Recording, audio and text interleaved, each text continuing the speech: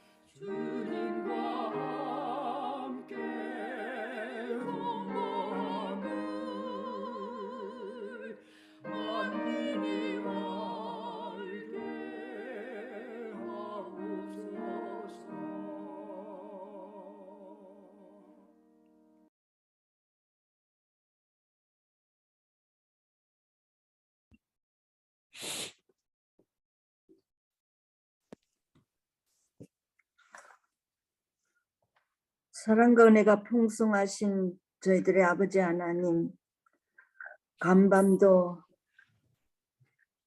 아버지의 보호하시는 은혜 가운데 쉬게 하시고 이 미명에 다시 저희들에게 생명을 허락하여 주셔서 새벽 제단으로 인도하셔서 오늘은 신명기 17장의 말씀을 다시 한번 주의 종을 통하여 말씀을 듣게 해주시니 감사합니다. 아멘. 아버지 하나님, 이 신명기시의 말씀, 하나님의 율법을 평생에 우리 곁에 두고 그 말씀을 순종하며 살라는 귀한 말씀, 오늘도 이 말씀을 듣고 듣는 것으로 만족하지 않고 우리의 삶에 기억되고 실천하면서 하나님께 영광 돌리는 귀한 축복의 한 날이 되도록 하여 주시옵소서. 아멘. 통하여 흩어져 사는 자녀들 가정마다도 하나님의 은혜가 함께하여 주셔서 그들의 삶도 하나님의 말씀을 기억하며 말씀을 사모하는 삶들이 되도록 도와주시옵소서. 아멘. 통하여 바쁘게 사느라고 정말 하나님도 없이 사는 그런 자녀들이 아니라 하나님의 말씀을 기억하며 하나님을 의지하며 하나님을 말씀을 따라 사는 우리의 자녀들이 되도록 도와주시옵소서. 이 시간 우리 힐탑교회 모든 성도들 위에도 하나님의 넘치는 은혜와 축복이 함께하여 주셔서 오늘도 우리의 삶이 감사하고 또 기쁨이 넘치고 힘이 넘치는 그런 삶이 되도록 우리 모두를 축복하시고 은혜를 더하여 주시옵소서.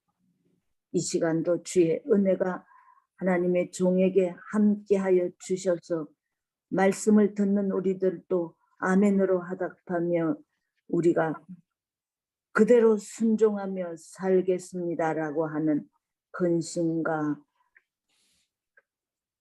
약속이 함께하여 주시기를 원하오며 우리를 구속하시고 인도하시고 여기까지 이끌어 주신 에베네셀의 하나님의 이름 받들어 간절히 예수님의 이름으로 기도드리옵나이다.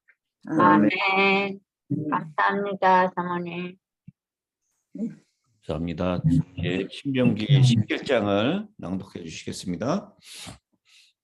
마이크를 켜주시고요.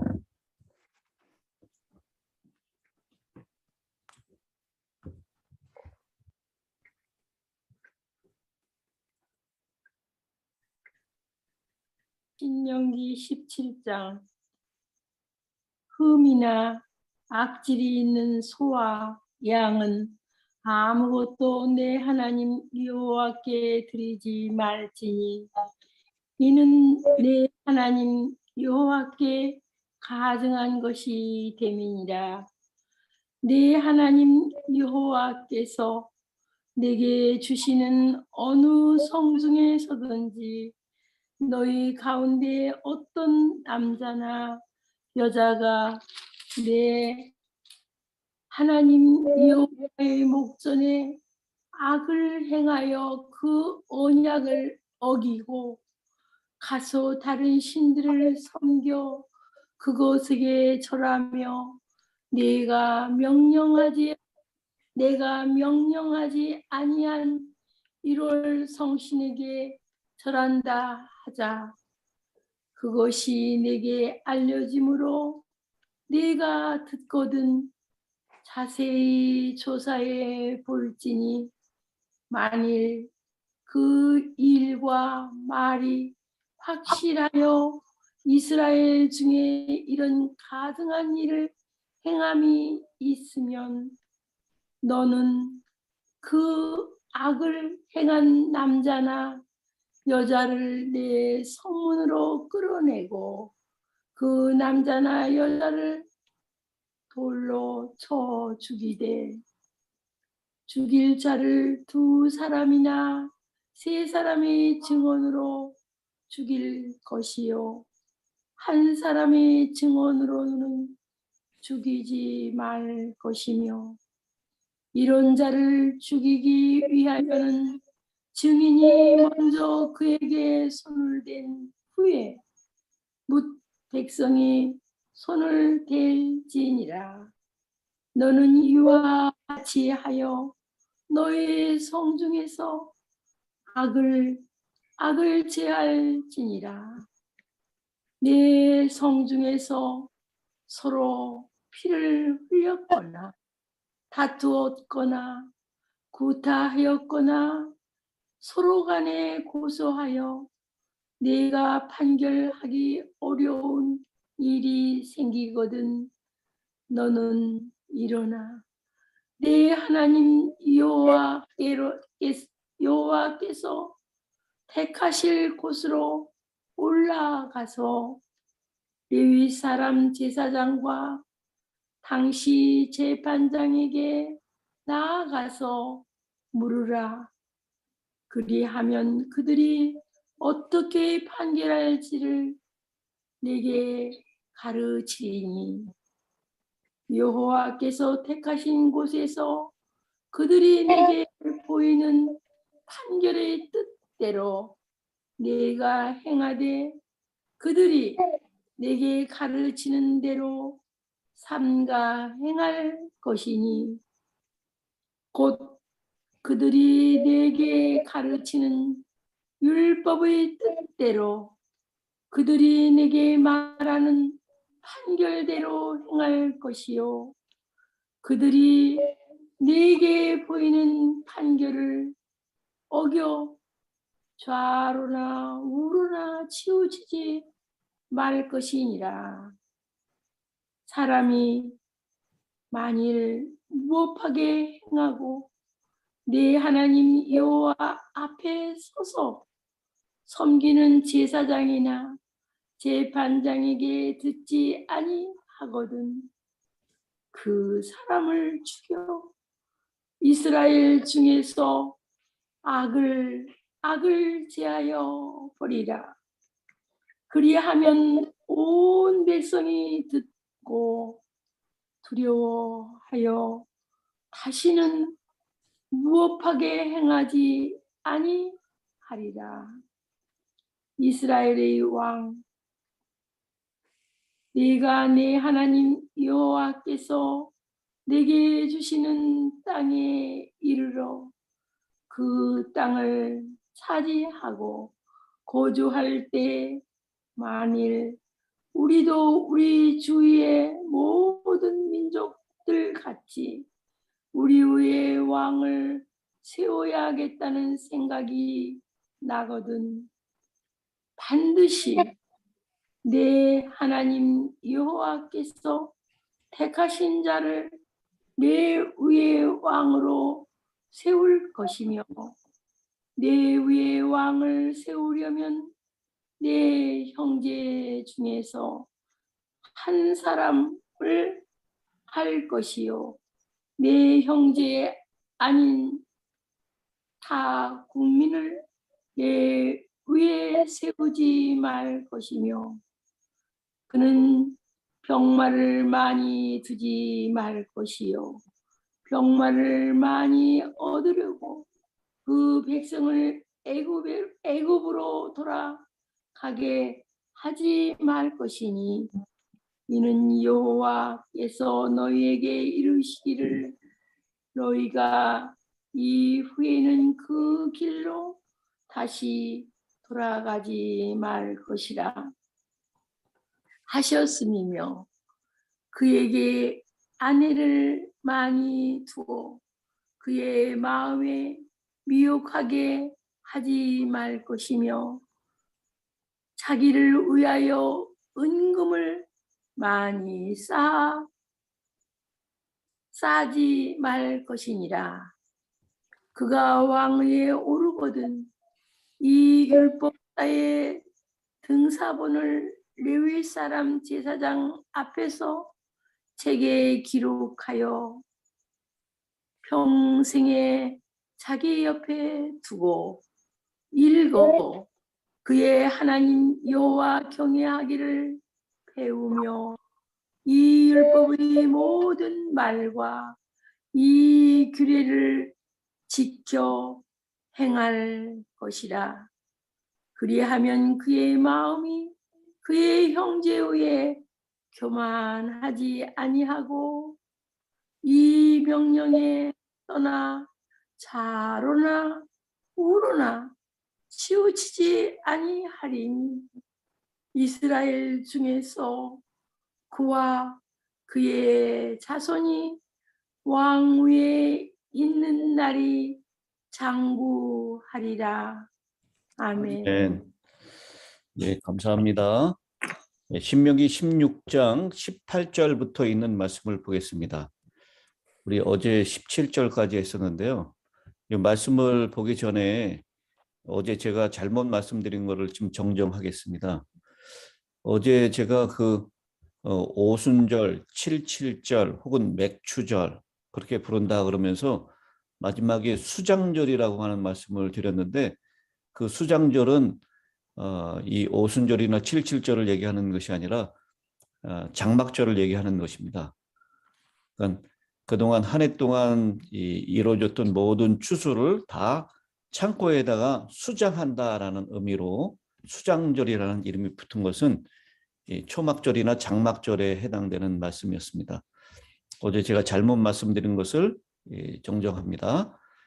바로잡을 수 있도록 잘 코치해 주신 우리 이미순 사모님 감사드립니다.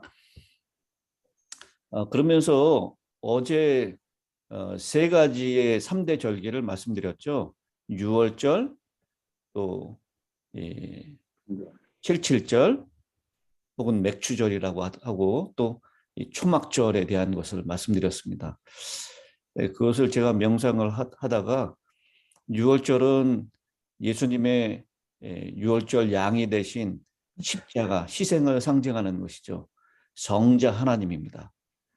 그 다음에 오순절은 그로부터 50일이 지난 예수님께서 하늘로 승천하시고 난 다음에 약속된 성령이 이 땅에 내리는 것을 상징하는 것이다, 예표하는 것이다 라고 했습니다.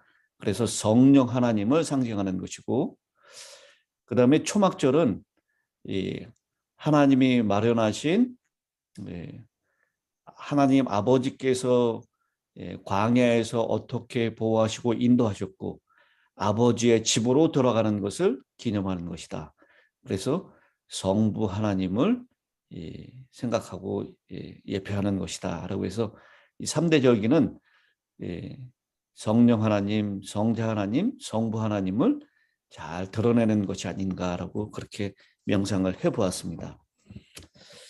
이제 16장 18절부터는요 17장까지 재판장들과 지도자들에 대한 명령과 당부가 등장합니다.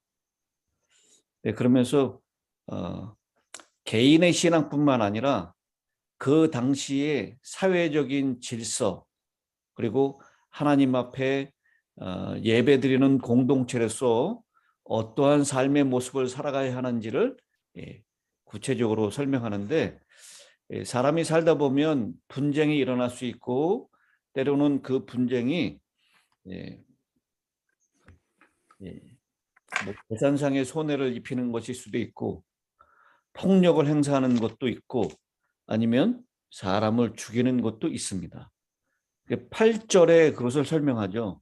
내 성 중에서 서로 피를 흘렸거나, 이건 살인사건과 관련된 것입니다. 그 다음에 다투었거나, 이건 민사사건입니다. 또 구타였거나, 이건 폭력입니다. 서로 간에 고소하여 네가 판결하기 어려운 일이 생기거든 그랬습니다. 그러니까 사람이 살다 보면 그런 일들이 일어날 수밖에 없다라는 것이죠. 근데 그런 일들을 담당하는 재판장들, 지도자들, 그런 사람들은 어떠해야 되는지 명령과 당부를 말씀을 하고 있는데요. 6장 19절에 있는 말씀입니다. 너는 재판을 굳게 하지 말며 사람을 외모로 보지 말며 또 뇌물을 받지 말라. 여기 이 세 가지를 말씀을 하고 있습니다. 그래서 이 법을, 재판을 굳게 하지 말라라는 것은 자기 입맛에 맞춰서 법을 왜곡하지 말라라는 것입니다. 또 외모로 판단하지 말라라는 것은 사람에 따라서 법을 적용하는 것을 다르게 하지 말라는 거예요. 부자에게, 가난한 사람에게, 남자에게, 여자에게 법을 적용하는 것을 사람의 외모에 따라서 그렇게 다르게 하지 말라라는 것이고, 그 다음 뇌물을 받지 말라. 뇌물을 받는 순간 눈을 어둡게 하고 의인의 말을 굽게 하기 때문에 뇌물을 받지 말라. 그래서 세 가지를 이 재판장들에게 당부하는 것입니다. 그러면서 17장으로 넘어오는데요. 17장에 우리가 꼭 유의해야 될 한 가지 말씀이 1절에 등장합니다. 흠이나 악질이 있는 소와 양은 아무것도 내 하나님 여호와께 드리지 말지니 이는 내 하나님 여호와께 가증한 것이 됨이니라. 우리는 이 말씀에 정말 유의를 해야 합니다. 하나님 앞에 드리는 것은 가장 최선의 것, 최상의 것을 드려야 합니다. 이 제물은 누구를 상징하는 것이죠?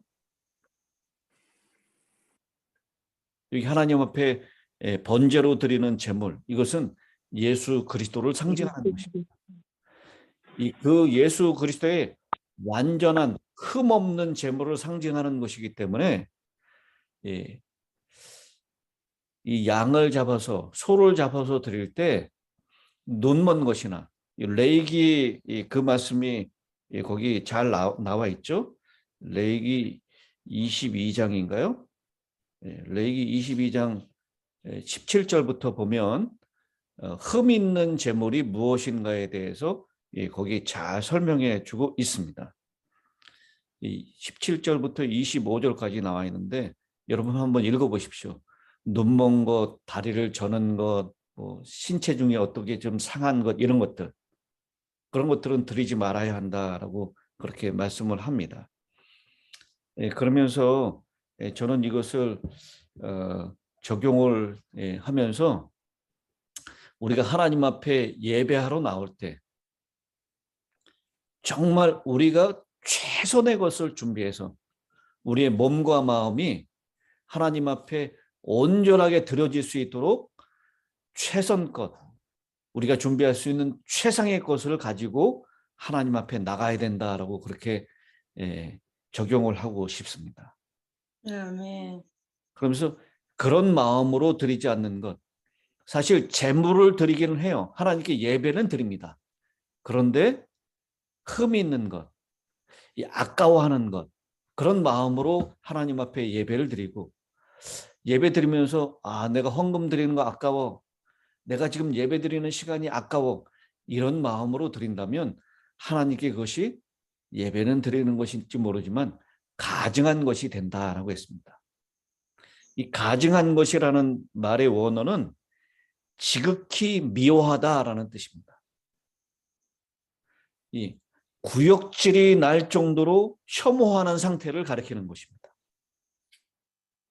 이 가증하다라고 하는 표현은 성경에서 종종 우상 숭배나 신성 모독 행위와 관련되어서 사용되었습니다.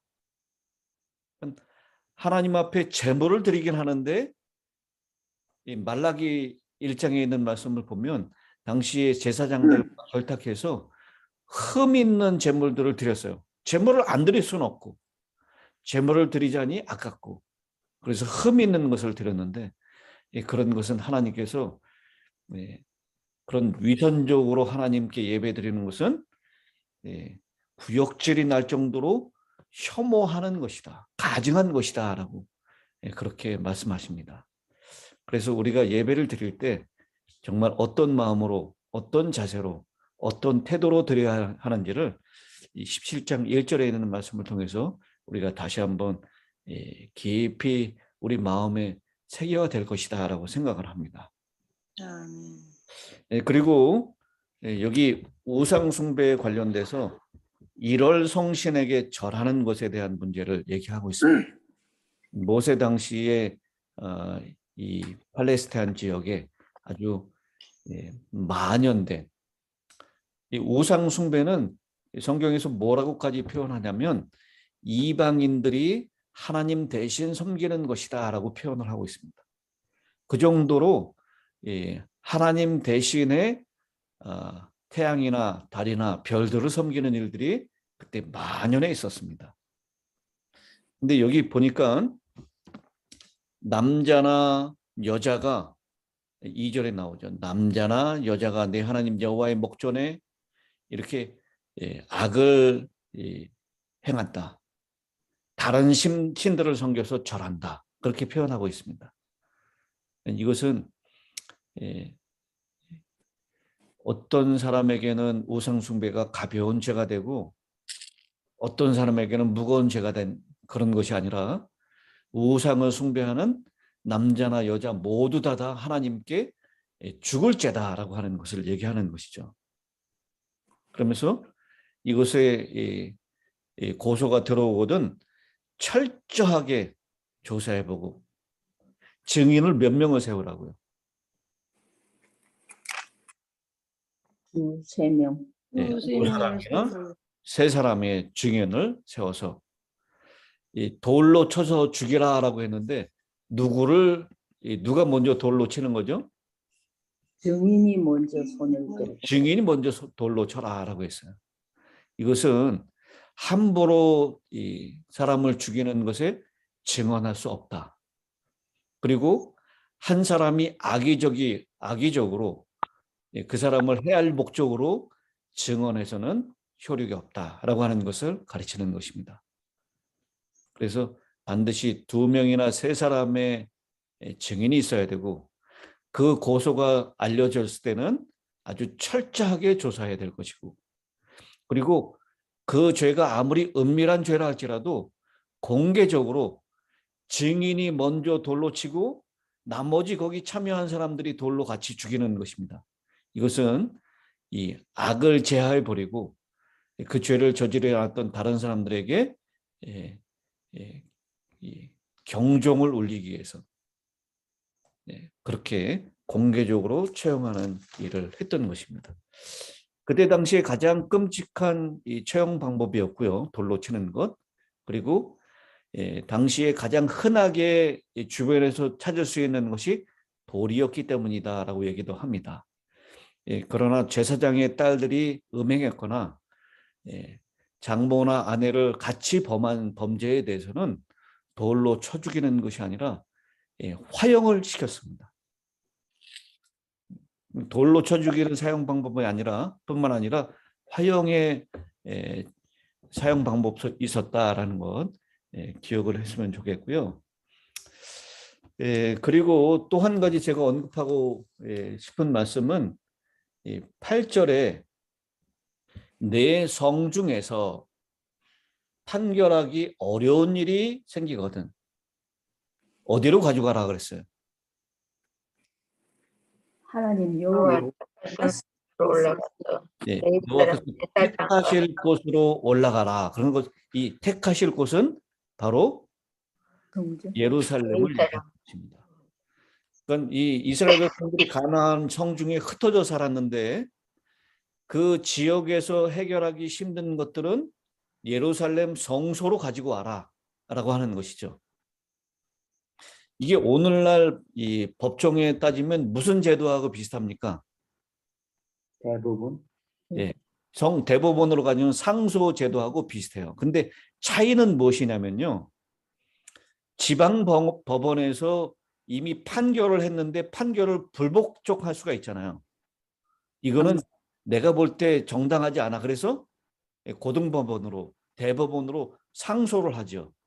근데 이때는 한 번 판결이 나면 그 판결에 완전히 복종해야 했습니다.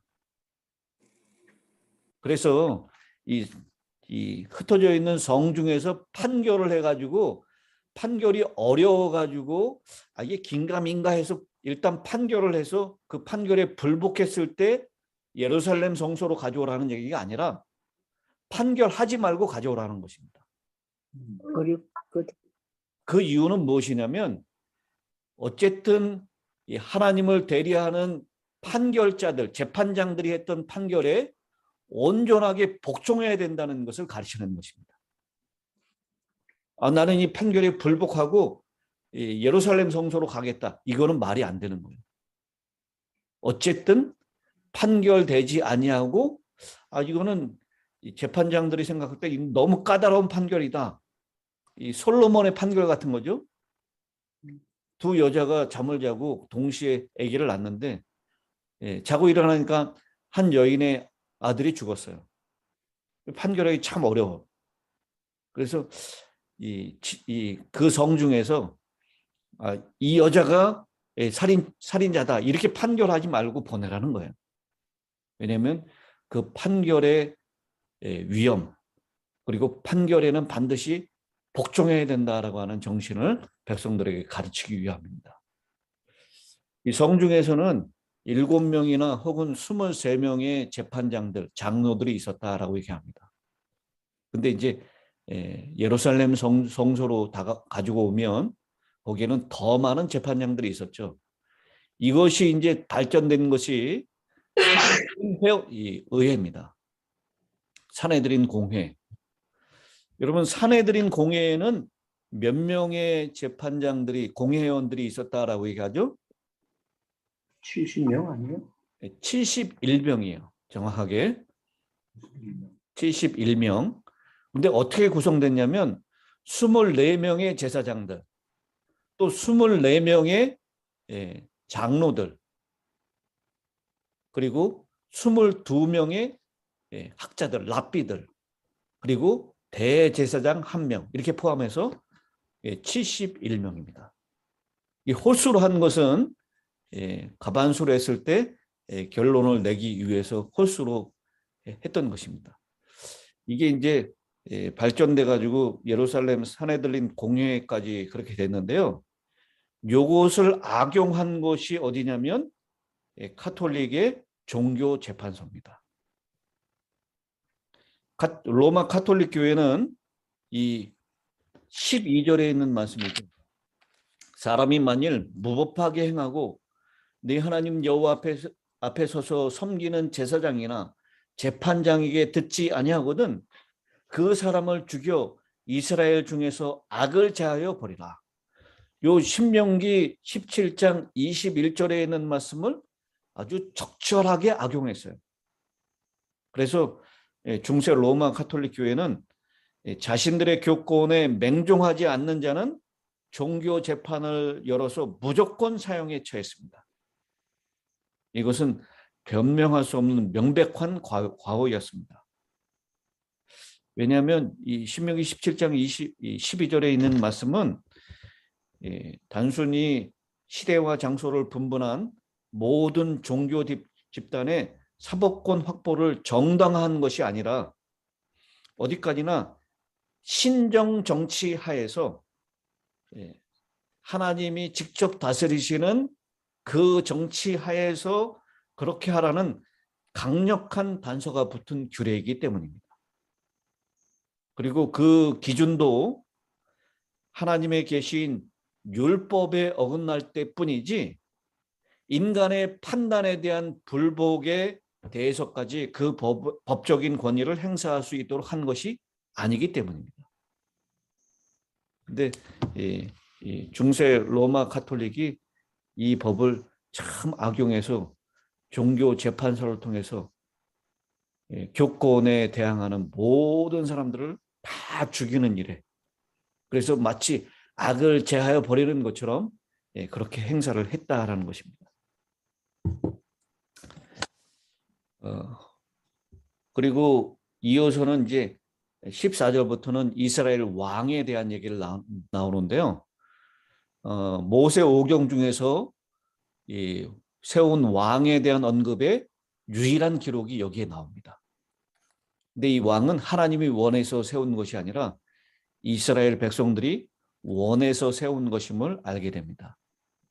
역시 병마를 많이 갖지 말고 많은 아내를 갖지 말라라고 그렇게 우려하셨는데 다윗이나 솔로몬 자체도 하나님의 우려대로 병마를 많이 만들었어요. 그리고 많은 아내를 두었습니다. 우려한 대로 된 것이죠. 그러면서 이 왕에게 많은 은금을 가지지 말라. 그리고 반드시 무엇을 두라고요? 율법서의 등사본을 왕이 직접 책에 기록하라라고 했어요. 여기에서 이제 두 번째 율법이라고 하는 신명기라고 하는 데로노미라고 하는 단어가 나온 것입니다. 율법서의 등사본, 이게 바로 신명기라는 뜻이에요. 그리고 왕의 마음에 교만해지지 않도록 이 평생에 자기 옆에 두고 읽어서 여호와 경외하기를 배우며 이 율법의 모든 말과 이 규례를 지켜 행할 것이다 라고 했습니다.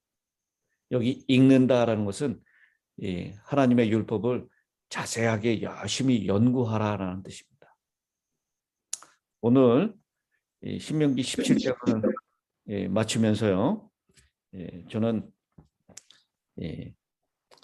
강조하고 싶은 것이 1절에 나오는 여호와의 앞에 나올 때 정말 우리가 준비할 수 있는 최선의 것, 희생적으로 준비해서 하나님 앞에 나와야 된다. 그리고 이 사회에서 개인의 신앙뿐만 아니라 우리 이 사회의 신앙, 악을 제하여 버리는 일에 개인적인 책임이 있다라는 것. 특별히 재판장들과 지도자들, 왕들의 책임에 대해서 하나님께서 우리에게 언급하고 있습니다. 다시 한번 우리에게 주어진 이 하나님의 명령을 잘 실천하고 유의하면서 개인적인 하나님 앞에 예배 드리기 위하여 최선을 다하고 최상의 것을 하나님께 드리는 그런 마음으로 하나님 앞에 예배 드리고 이 모든 예배 때마다요. 그리고 우리 주변에 악을 그대로 넘기지 말고 악을 제어 버리기 위하여 정말 하나님의 명령, 하나님의 율법을 잘 준행해야 된다라는 것을 다시 한번 결심하게 됩니다. 감사합니다. 이제 우리 김선희 집사님 마이크를 켜시고 은혜를 나눠주시기 바랍니다. Alt A를 한 번만 누르세요. 네, 됐습니다. 됐어요? 네. 네, 17장을 읽으면서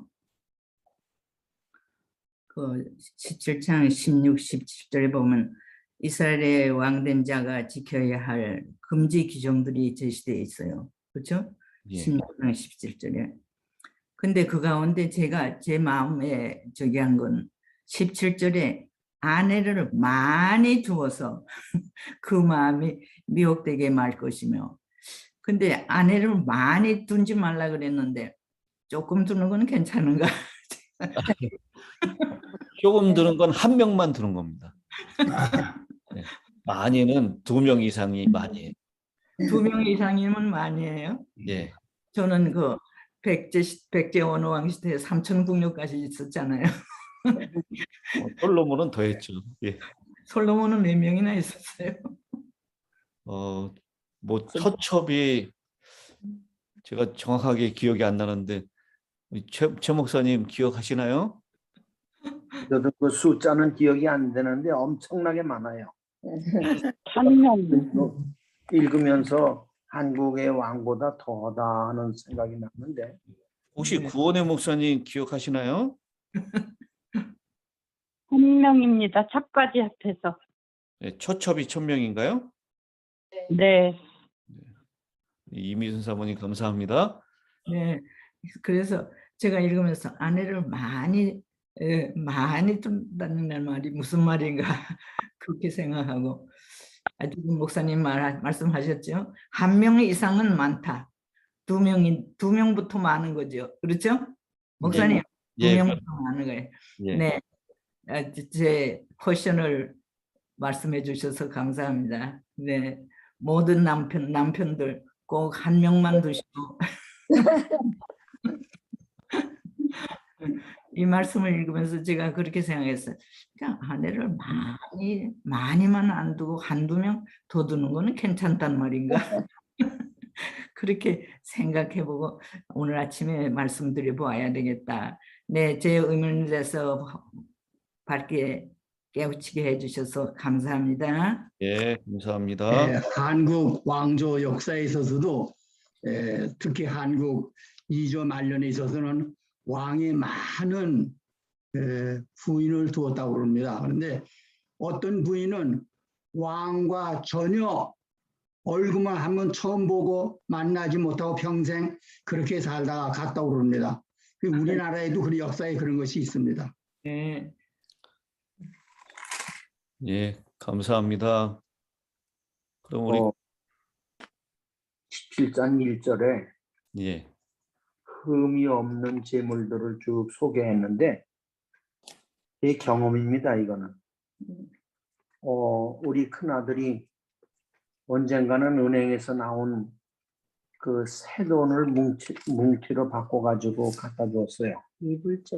또 그리고 저희는 은행에 가서 새 돈으로 바꿔서 헌금을 하도록 그렇게 교육을 하고, 또 은행에도 가서 가지고 또 상거래 하다가 새 돈이 생기면 그거 따로 모아서 언제든지 헌금은 딴 봉투에다가 둬뒀다가 안식일날 이렇게 합니다. 주머니에서 부시럭부시럭 이렇게 찾거나 지갑에서 꺼내는 그런 버릇은 전혀 없고 미리 준비해서 저는 하나님 앞에 헌물합니다. 제 경험입니다. 아멘. 예, 감사합니다. 우리 그 정도로 하나님 앞에 정성을 다하는 마음이 필요한 것입니다. 아멘. 아멘. 아멘. 자, 우리 구원의 목사님 마지막 예, 축도를 좀 부탁드립니다. 예. 하늘에 계신 하나님 아버지, 이 아침에 귀중한 말씀을 주시니 감사합니다. 아멘. 저희들 주의 앞에 무엇을 바칠 때에 흠이 없고 또한 정성을 다해서 성령님의 임재로 모든 것을 주의 앞에 드릴 수 있도록 인도해 주옵소서. 주님, 오늘 하루도 주께 바치게 하시며 일주일도 주께 바치게 하시며 또 1년 한평생을 주님 앞에 온전히 바칠 수 있도록 인도해 주옵소서. 아멘. 그래서 저희와 늘 함께 하실 것을 믿고 예수님의 이름으로 기도합니다. 아멘. 아멘. 감사합니다.